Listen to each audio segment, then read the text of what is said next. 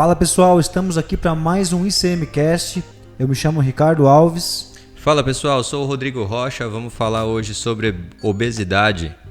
E exatamente pessoal, um tema super relevante aqui e achamos interessante abordar esse tema e falar sobre as consequências da obesidade, pensando não só no aspecto físico, mas também no aspecto mental. Entender um pouquinho como que se dá a obesidade, entender um pouquinho desse processo, acho que isso é muito importante, né, professor? Sim. Porque muitas das vezes, na maioria das vezes, quando as pessoas param e percebem, elas já estão no estágio de obesidade assim, que acaba sendo que é muito difícil reverter, né? E eu procurei uns dados aqui, Ricardo, e encontrei um dado do Relatório Global de Nutrição de 2017 e ele apontou que já existem 2 bilhões de pessoas em nível de sobrepeso e obesidade no mundo. Então, e pensar que esses números, grande parte, pensar aí que não é só os adultos, né? Isso vem lá da infância, vem lá da adolescência. Pensar aí no hábito de vida das pessoas, isso aí está envolvido as diversas faixas etárias, né? Ah, mas Sim. É só o adulto? Não. Se você for pensar, o processo de obesidade, esse processo do aumento do percentual de gordura, ele se dá no decorrer da vida desse indivíduo, né? Esse estudo, Ricardo, ele pegou só indivíduos adultos. Então, de fato, só era só adultos. 2 bilhões de pessoas adultas no mundo. E crianças, o valor era 47 milhões de crianças no mundo em nível de sobrepeso e obesidade. Então, a gente vê que é muito sério. Por quê? Porque tem uma série de consequências da obesidade, né? A gente sabe que existem diversas outras doenças que vêm através da obesidade. Conforme o indivíduo vai ganhando peso, vai ganhando gordura corporal, vai criando outras doenças, e a obesidade a gente sabe que é um fator de risco para uma série de doenças, que pode gerar uma série de prejuízos, tanto fisiológicos quanto mecânicos à nossa estrutura, uma série de coisas. Então a gente deve levar muito isso em consideração. Esses dados são muito alarmantes. E você vê a discrepância é muito grande, né? Pensando em adultos e crianças, justamente recai sobre aquela questão que eu coloquei aqui um pouquinho antes, de entender o processo e como se dá, né? Como se dá o processo de obesidade, né? Como que a pessoa se torna obesa. Pessoal, é importante a gente fazer, a gente sempre fala isso aqui em lives e também nos nossos cursos, a gente fazer um breve relato aqui, pensar na história e na evolução do ser humano mesmo, de uma forma geral, né, professor? E entender que faz todo sentido isso em pensar em evolução e pensar em história, que é o processo de evolução do homem, né? A gente pensar que o homem saiu em muitas décadas e anos anteriores, o homem ele não tinha um fácil acesso ao alimento. E hoje ele tem um acesso ao alimento com um simples toque de dedo. Sim. Acho que isso aí acaba contribuindo e fortalecendo ainda mais essa situação na qual todas as pessoas acabam caindo, que é entrar num quadro de obesidade, que começa ali no primeiro nível, segundo nível, terceiro nível, e as pessoas não dão muita importância, né? Sim. Essa é a verdade. A pessoa começa a engordar, ganhar peso ali, né? A gente vê que essas pessoas não têm aquele certo incômodo. A questão do magro falso, por exemplo. O falso magro. Não dá muita importância. Eu sou magro. Sim. Muita gente fala, eu sou magro, eu não vou pra academia, né? Então, e a gente sabe que às vezes o percentual de gordura dessa pessoa tá alto, ela tem uma distribuição ali não muito aparente ali da obesidade, do ganho de peso em si, mas a gente sabe que essa pessoa começa a ter uma perda de massa muscular, ter uma perda de tecido ósseo também, e aí começa a ter uma certa fragilidade nessa pessoa, e a gente sabe que esse aumento do percentual de gordura corporal, o que nada mais é do que a diminuição da massa magra e o aumento da massa gorda. Exatamente. E assim, acho que até pela questão anatômica também, essa questão da pessoa pensar que eu não tô acima do peso, o percentual de gordura não tá alto, eu não sou gordo. Não é dessa forma que funciona, que a gente sabe, a gente sempre reforça aqui nas lives também, nos conteúdos do Instituto Corpo e Movimento, que a gente pensar que o que envolve o conceito de emagrecimento, claro, a gente tem que pensar nas duas vertentes ali do processo de emagrecimento, é pensar que você tem o treinamento de força, e esse treinamento de força faz com que essa pessoa aumente o seu percentual de massa magra. Então, aí né, conceitualizar um pouquinho ali o emagrecimento. Se essa pessoa não pratica nenhuma atividade, então dificilmente ela está aumentando o seu percentual de massa magra. A sua massa musculoesquelética não está se alterando pensando ali num saldo positivo, e sim um saldo negativo. E pessoal, voltando ali um pouquinho só na questão histórica, né, professor? É importante a gente reforçar isso, reforçar isso também. O ser humano hoje ele tem um acesso muito fácil ao alimento. A gente vê isso no decorrer dos anos, né, no decorrer da evolução humana mesmo. Isso veio se modificando no decorrer dos anos e hoje, em pleno século XXI, é muito mais fácil. E os estudos, né, os livros de fisiologia, McCarthy fala, por exemplo, no livro que a população é uma população superalimentada. E de fato é superalimentada as pessoas, porque hoje o acesso ao alimento é muito mais fácil, né? Não pensando, claro, existem casos à parte, mas pensando num contexto normal, né? A pessoa consegue ter acesso ao seu alimento ali diariamente, semanalmente, que tenha condições de manter. Mas a pessoa tem um acesso fácil ao alimento. Então isso vai contribuir para ela, de certa forma, ter dificuldades em manter um balanço calórico. Sim. Porque se ela tem uma facilidade muito grande de conseguir o seu alimento e por outro lado ela não gasta energia para poder ir em busca desse alimento, que é o que acontecia lá nos nossos primórdios, ela não tem um balanço. Se ela não pratica atividade física, ela não gasta energia para poder buscar o próprio alimento, ela não tem balanço. E a gente sempre fala sobre essa questão do balanço calórico, né, professor? Sim, e em cima disso que você falou, da evolução humana, o ganho de peso, a obesidade em si, ela tem aumentado muito significativamente, principalmente nas últimas 3-4 décadas. Por que isso aconteceu? Esse aumento no peso, o aumento de quantidade de pessoas em níveis de sobrepeso e obesidade, ele tem uma associação muito forte com o aumento dos produtos industrializados. E muito provavelmente há uma correlação forte no aumento da obesidade com o aumento de consumo desses produtos industrializados. A gente sabe que esses produtos industrializados, eles não é somente as calorias em si, né, que aparecem ali. Aquele produto tem, sei lá, X calorias, tem 200, 300, 500 calorias. Não, além dessas calorias, eles geram uma série de outros prejuízos que somente favorecem esses níveis de obesidade aumentarem. Por exemplo, os produtos sendo industrializados, esses produtos ultraprocessados que ficam... A gente sabe que quanto mais tempo esse produto tem de validade, por exemplo, esse produto foi fabricado hoje, ele tem uma validade de 1 ano, 2 anos. Mais conservantes. Mais conservantes vai ter, mais subprodutos vai ter. Tem só te cortando e tem um detalhe, né? As pessoas pegam uma embalagem, a informação nutricional não vem explicando isso, não vem mostrando isso. Que acho que ela vem maquiada ali, né? Vem na verdade ali só as informações nutricionais do que tem, mas às vezes alguns outros ingredientes para poder conservar aquele alimento, as pessoas vão lendo, não vão dar mínima para aquilo. Não entendem, né? Vão entender o que é aquilo. E assim, e acaba que passando despercebibido, né? Sim, Como as pessoas não dão atenção para isso daí. Eu acho que esse é o grande ponto pensando aí nos alimentos, né? Nos industrializados, né? Eu acho que é a questão também da educação, né? Da pessoa ir buscar essas informações, que a gente sabe que é difícil, até mesmo às vezes pra gente que é da área da saúde, vai olhar um alimento, tem uma certa complexidade ali para você olhar os ingredientes e você precisa ter um certo conhecimento, uma certa base para você entender isso. Então, de forma geral, eu acho que é muito importante a população começar a ter uma certa educação em cima disso, de diminuir o consumo desses produtos para melhorar a performance física, a performance mental, a performance nos treinos propriamente ditos e, obviamente, para diminuir níveis de obesidade, diminuir níveis de sobrepeso, porque a gente sabe, a gente sempre fala isso aqui, é aquele famoso ciclo, né? Se a pessoa entra em processo de obesidade, ela pode ter um processo de ansiedade, pode ter um processo de depressão, aumento do consumo desses alimentos, porque esses alimentos nada mais são do que alimentos que geram aquele certo vício.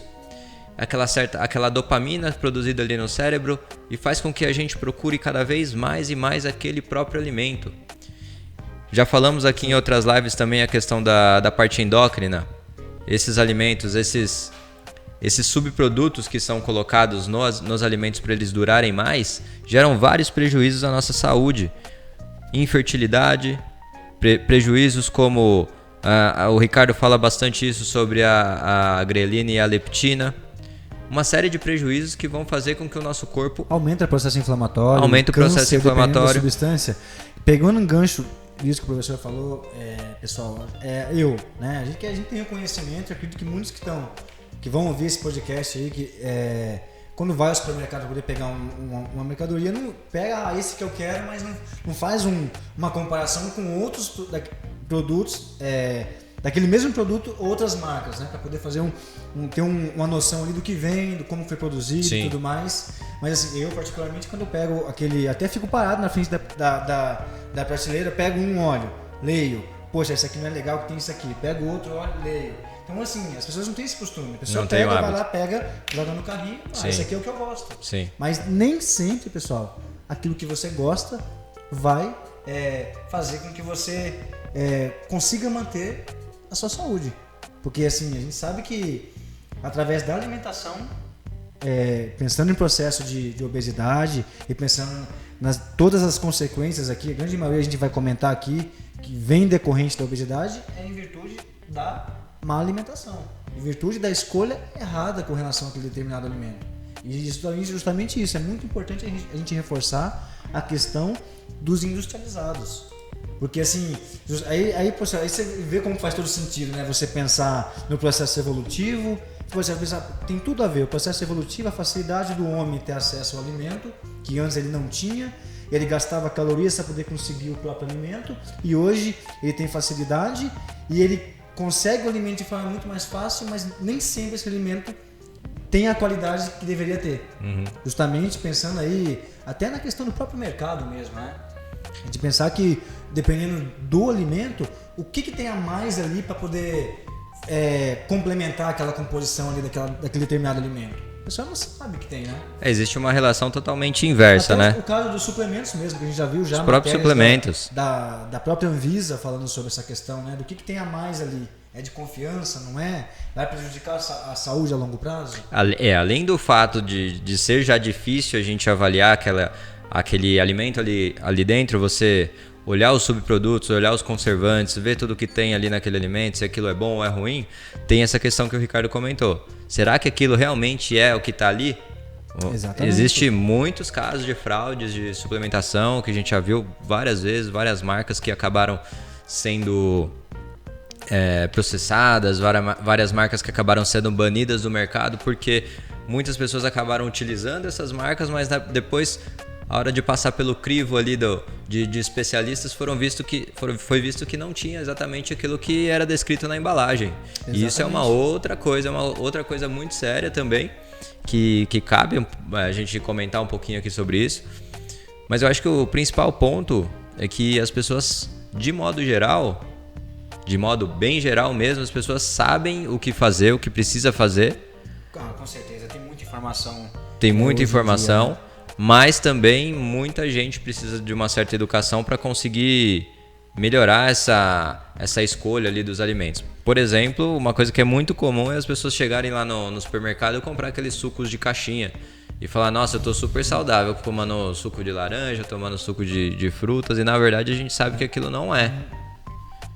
Aquilo ali é cheio de conservante, cheio de açúcar. De açúcar, como o Ricardo falou, uma série de outros produtos que vão gerar um prejuízo ali à nossa saúde. Então, pessoal, essa questão da obesidade é uma questão muito séria. Muitas pessoas não sabem por que estão aumentando o sobrepeso, por que estão aumentando o peso, chegando a níveis de obesidade. A gente vai explicar um pouquinho como a gente classifica esses níveis, né? Através do IMC, que é o valor mais comum de ser utilizado aí na literatura. Né? Eu acho que legal, professor, já entrando aqui nesse tópico, de entender como que se dá o processo da obesidade em si, como que a pessoa vai se tornando obesa. É só, pessoal, voltar um pouquinho aqui no que a gente está falando e entender um pouquinho o nosso raciocínio com relação a esse processo evolutivo e trazer para os dias de hoje. Pensar que, normalmente, grande parte das pessoas é sedentária. A grande maioria das pessoas é sedentária, não pratica atividade física, apresenta uma certa resistência de ir até a academia, ou que seja, fazer uma caminhada num parque para poder começar a dar o primeiro passo. E por outro lado, pensando na questão na parte de nutrição, as pessoas se alimentam da forma correta e acabam colocando mais calorias do que deveria colocar para dentro. Com certeza. E, por exemplo, eu posso consumir 2.500 calorias por dia. Meu treino eu vou gastar, um exemplo, 800 calorias. Eu vou poder colocar um pouquinho mais de calorias porque eu gastei mais calorias. Eu não fui em busca do meu alimento, Sim. mas eu gastei mais calorias praticando atividade física. Agora a pessoa que é sedentária e não pratica atividade física e colocou, ela pode colocar 2.000 calorias, ingerir 2.000 calorias, mas ela não gasta nada. Na verdade, ela pode ingerir 2.000 calorias e coloca 2.500 e não gasta nada. Sim. Então, assim, o saldo dessa pessoa, ele vai ficando cada vez Vai estar mais sempre positivo. Positivo. E aí tá aí uma explicação muito fácil de entender o porquê que as pessoas... E esse processo ele não é do dia para noite, né, professor? Esse processo, ele é curto, lento e a longo prazo. É a velha continha básica, né? 1 kg de gordura tem aproximadamente 7.000 quilocalorias. Então, pra gente ganhar 1 kg de gordura, leva um certo tempo. Mas também existe um certo esforço ali da pessoa para 7.000 calorias. Para ganhar esse peso e para perder também, né? É muito treino, é muita dedicação, é muito empenho.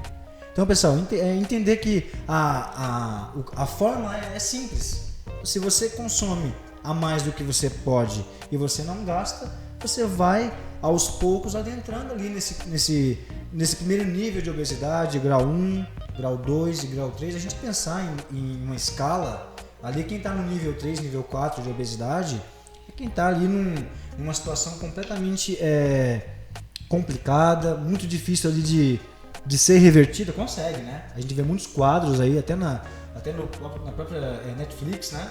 Até na televisão mesmo, ainda nos canais abertos, já passaram alguns quadros sobre essa questão da luta, a busca, né, pela perda do peso. Consegue reverter sim, mas a gente não pode pensar só na questão anatômica, né, professor?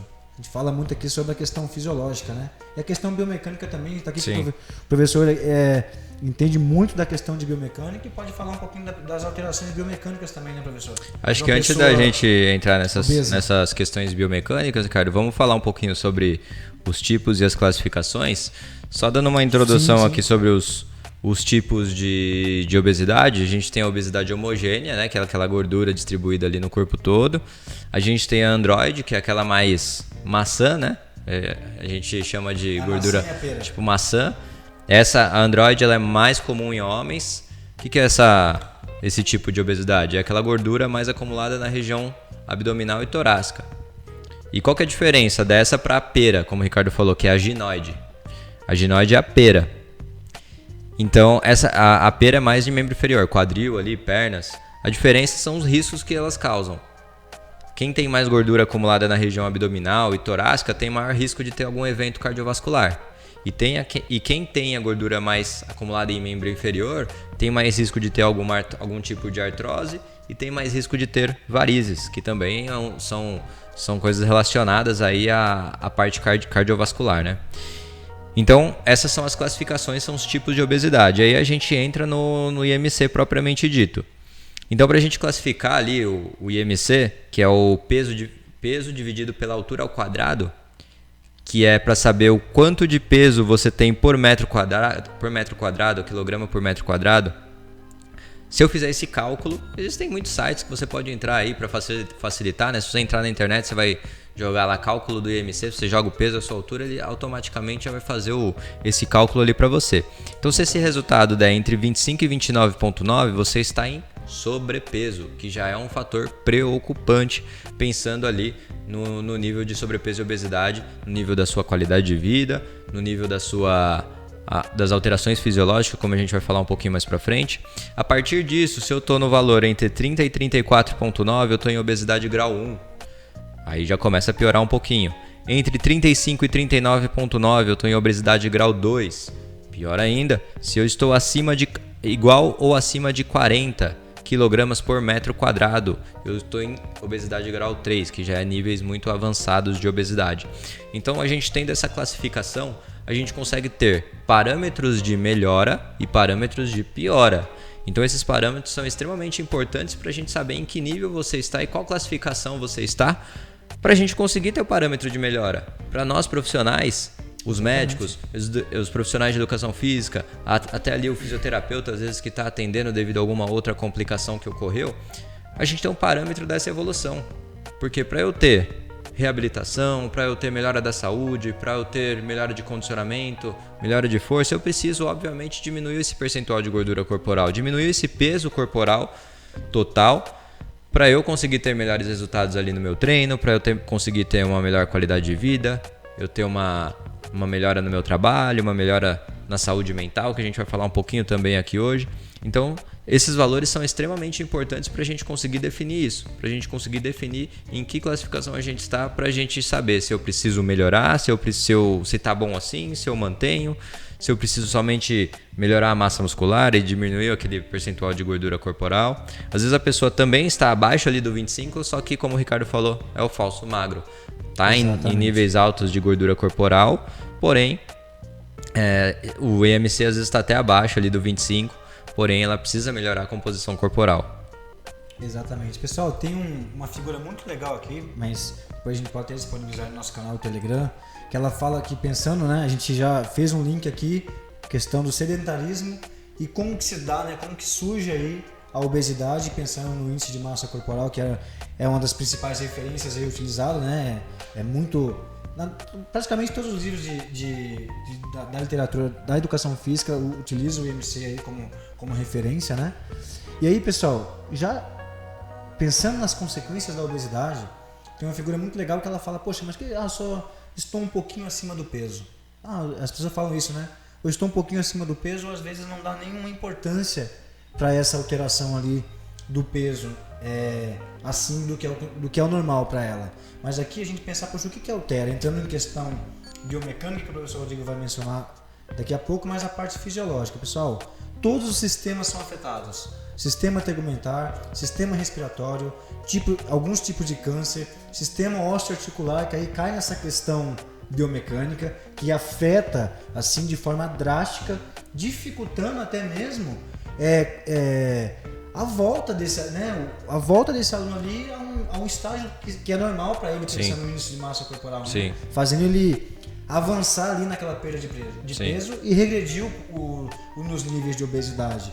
Sistema digestivo também é alterado, sistema endócrino nem se fala, pensando aí na parte hormonal, que isso é um tópico que eu gosto de mencionar muito aqui, porque é extremamente importante e tem total relação e altera de forma assim muito rigorosa, contribui assim de forma muito forte para essa questão da alimentação, porque atua diretamente na hipófise, sistema nervoso central, e alterando ali o apetite da pessoa. Eu vou colocar um pouquinho mais para frente.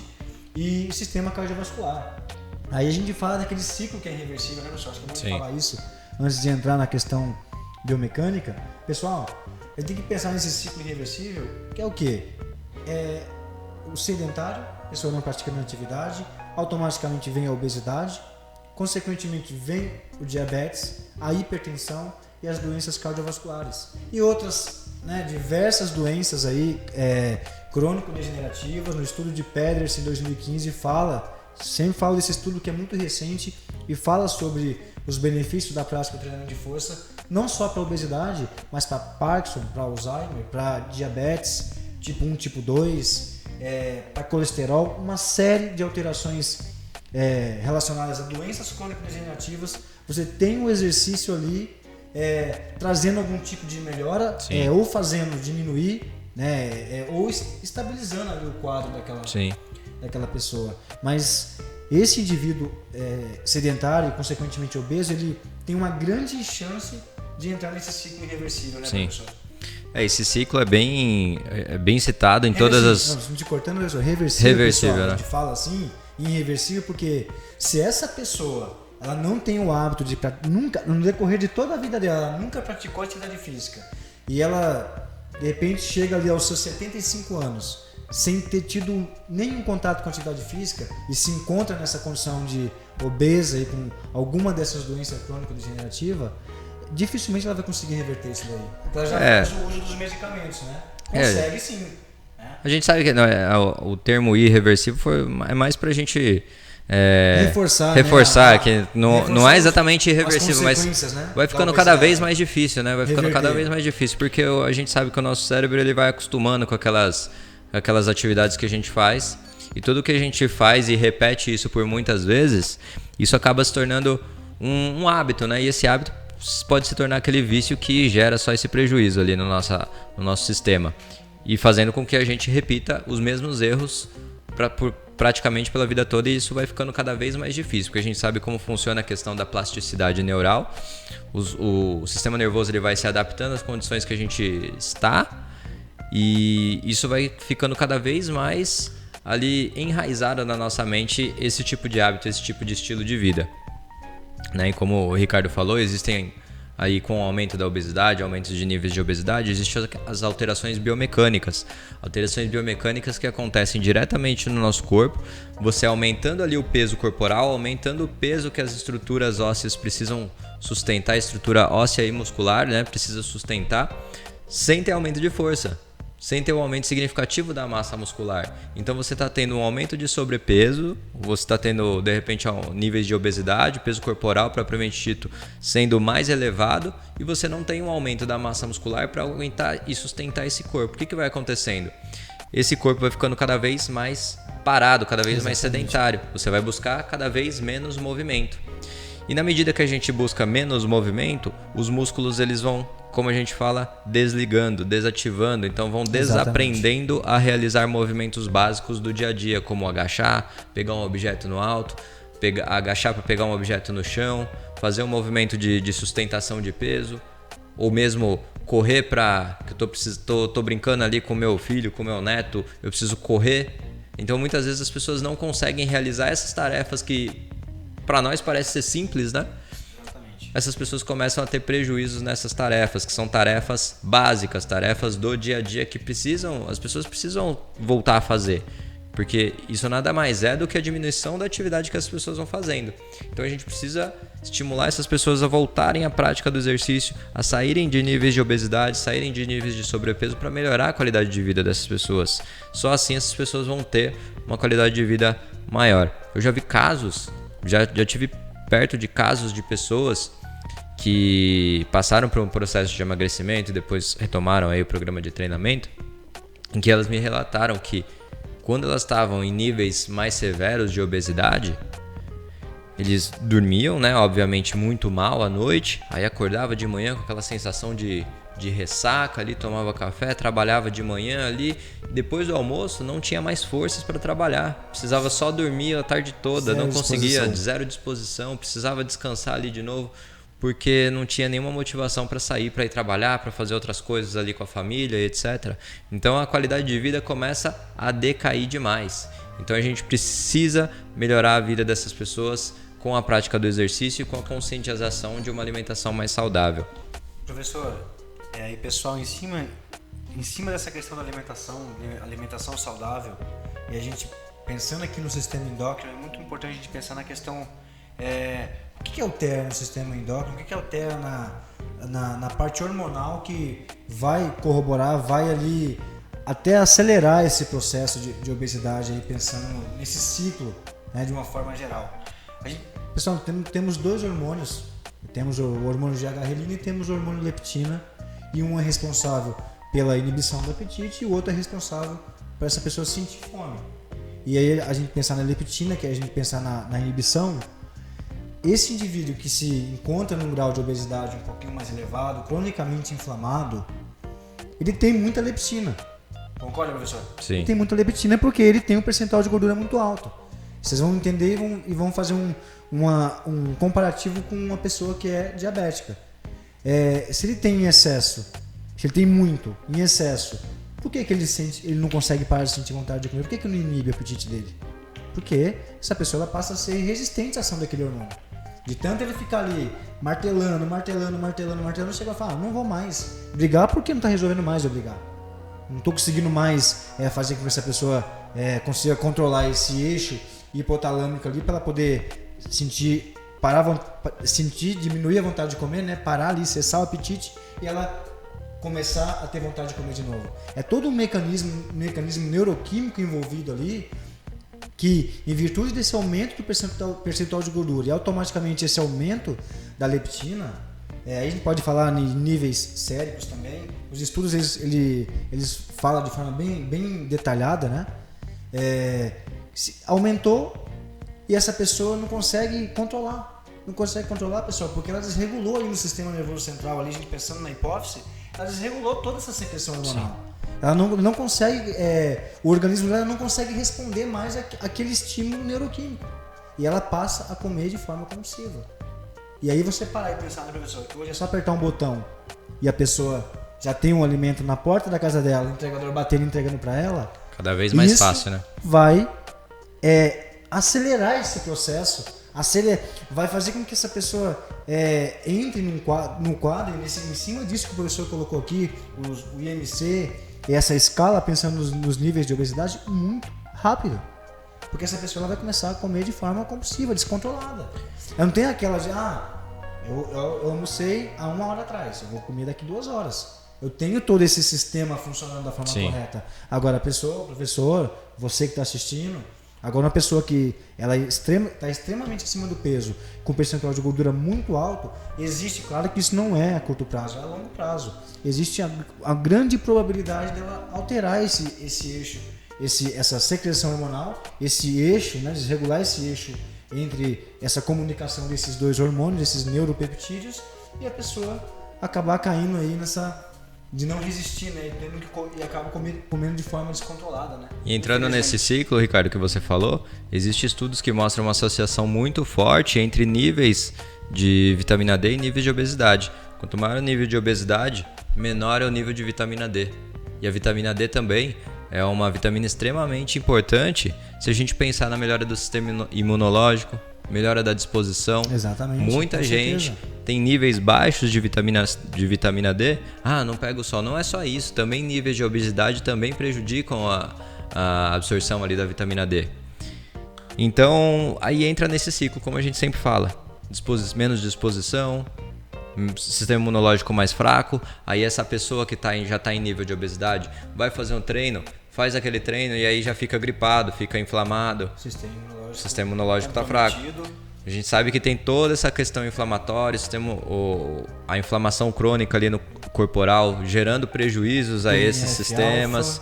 Radicais livres. Uma série de... E também a questão também de, que nem aqui mostra nessa figura que eu estou visualizando aqui, a grande incidência, principalmente de câncer de colo, justamente pensando ali, quando a gente faz uma avaliação, a gente fala muito sobre a questão. Claro que a gordura subcutânea é uma referência, né, extremamente importante a gente ver, mas pensando em gravidade, em pensar qual que é mais grave ali, a gente pensar em gordura subcutânea e gordura visceral. Sim. Pensando nessa questão do câncer de colo, então tem que tomar muito cuidado, pessoal, e entender também o quê? Que existe a gordura em excesso e a gordura essencial. Então a gente tem que pensar que a gente tem que manter ali, né, dentro do possível, manter os níveis de gordura, o percentual de gordura dentro do que é necessário para a nossa existência, para a nossa sobrevivência. Sim. Porque a partir do momento que você começa a aumentar esse percentual de gordura, essa quantidade de gordura no corpo, alterando questão anatômica, questão fisiológica, questão biomecânica, você começa a ter uma série de alterações ali negativas que vai fazer com que essa pessoa venha a cada vez mais decair, e aí chegar em uma situação assim, muito complicada. E para essas pessoas que se encontram aí, professor, acho muito bom de falar um pouquinho sobre o treinamento nesse podcast. Pessoal, a grande maioria das pessoas, né, professor? Meus alunos, acredito que seus alunos também, encontra uma certa resistência em treinar. Que nem treinar todo mundo, é normal. Se treinar fosse muito bom, estaria faltando academias no Brasil hoje em dia, no mundo todo, que todo mundo ia estar lotado. Todo mundo fazia. Ia estar lotado de pessoas na academia e faltando academia. Mas nem todos gostam de treinar, muitas pessoas apresentam resistência para treinar, porque não é bom treinar, né? Isso de acordo com a visão de cada pessoa. E aí, pessoal, a gente pensando que essas pessoas apresentam essa resistência para poder treinar, até por questão de cultural, né, professor? Cultural. Questão da orientação do pai e da mãe. O pai e a mãe não praticava. Às vezes não teve uma vivência de esporte quando criança. Isso. A escola mesmo não preparou essa pessoa para poder praticar atividade física. Ele nunca teve pouquíssimo contato com atividade física, ou só o quarteto, né? Futebol, vôlei, handebol e basquete. Nunca praticou o treinamento de força mesmo. Então, pessoal, o primeiro passo é você colocar uma meta que você consiga atingir essa meta. Você que está acima do peso, ou que você vê que está fugindo um pouquinho do controle, é você colocar uma meta que você consiga atingir, né, professor? Porque não adianta eu vou fazer aula com o professor falar para mim que eu tenho que treinar 5 vezes na semana. Eu estou começando a treinar agora. Eu vou vir 1, 2 vezes na academia, professor. Não vou vir mais. É isso que acontece com a maioria dos alunos, porque essas pessoas, no decorrer de toda a vida, elas não tiveram contato com a atividade física. Você concorda, professor? Sim. Que vai ter uma certa resistência aí por parte dos alunos. Ainda mais se você propor, se ele vem com essas metas, assim, que é muito difícil eles atingirem, você coloca um negócio ali absurdo, eles vão manter a prática de É como você falou, né? Uma questão cultural. Pessoas que nunca praticaram esporte ali na vida, e hoje em dia cada vez menos as pessoas praticam exercício na infância. A gente vê que as crianças somente praticam ali o exercício quando tem aquela hora determinada para aquele exercício. Às vezes 2 vezes na semana, 3 vezes na semana. Eu lembro que quando eu era criança eu fazia todo dia eu fazia um esporte diferente. Passava tempo na escola ali, 2, 3 horas praticando esporte. A infância de muitos aí era diferente, né? Hoje a infância das crianças telas, né? Tem muita telas. Ligada à tecnologia, né? Infelizmente. Então, pessoal, a gente tem que pensar que tem que colocar metas que você vai conseguir atingir. Dá o primeiro passo, que é você mudar a sua mentalidade, a sua concepção com relação à prática do treinamento, né, professor? Sim. Eu acho que isso, reverter esse quadro de obesidade, diminuir os níveis de obesidade, é você mudar a sua visão com relação à prática do treinamento. Você não vê isso como uma tortura. Você vê isso como uma atividade ali, né? A gente pode colocar aqui uma mudança de hábito que vai fazer com que você melhore a sua qualidade de vida. E se você tiver ali um profissional capacitado ali te orientando, não vai ser aquela coisa extremamente sacrificante de você precisar ali obrigatoriamente fazer aqueles treinos todo dia na semana. Porque o exercício é uma mudança, né? É uma mudança A de hábito. pessoa está mudando assim, eu tentei procurar a palavra, mas é porque você pensar que é uma mudança, é você mudar um hábito. É você implantar essa sementinha na sua mente e você entender que você vai ter que mudar o seu hábito para poder mudar a sua forma de pensar, virar a chave para poder começar a praticar atividade física, que seja uma vez por semana. Comece com uma vez, depois você coloca a segunda vez, no dia que você pode, na hora que você pode, para aí sim você começar a construir essa rotina de treinamento, para você poder sair e se afastar cada vez mais desse quadro de obesidade e de todas as consequências. A gente trouxe algumas aqui, mas não dá para falar só num podcast. Vai ter muitos outros podcasts falando sobre obesidade e de forma um pouco mais aprofundada, né, professor? Mais no aspecto fisiológico mesmo, que é muito importante a gente trazer a fisiologia. A parte biomecânica, eu acredito que as pessoas conseguem visualizar, né? Sim. Essa pessoa, eu tô sentindo estrutural, né? Eu tô sentindo dor no quadril. Sentindo dor no quadril, essa pessoa está acima do peso, é que provavelmente está desenvolvendo um quadro de artrose ali. Sim. Sem sombra de dúvida. O joelho, ela está alterando ali toda aquela cápsula articular do joelho em virtude daquele sobrepeso. É mais fácil ali de você identificar. Agora, o fisiológico, ele é silencioso, né, professor? Sim. Ele é silencioso e quando ele avisa, muitas vezes quando ele avisa, já está ali num estágio em níveis mais avançados, né? Um estágio um pouquinho mais avançado. Só então, antes da gente encerrar, pessoal, assuntos muito mais aprofundados sobre esse você vai conseguir acessar dentro da nossa comunidade. O link está aqui embaixo, vamos deixar na descrição o link da comunidade ICM Pro, para você acessar aí os nossos cursos. Tem diversos cursos lá dentro já, levantamento de peso olímpico, e aos poucos a gente vai colocando novos conteúdos. Sempre tem diversos conteúdos lá, todas as lives do ICM, curso de personal, mapa mental. É uma plataforma mais voltada para personal trainer mesmo, que busca evolução na área aí da saúde.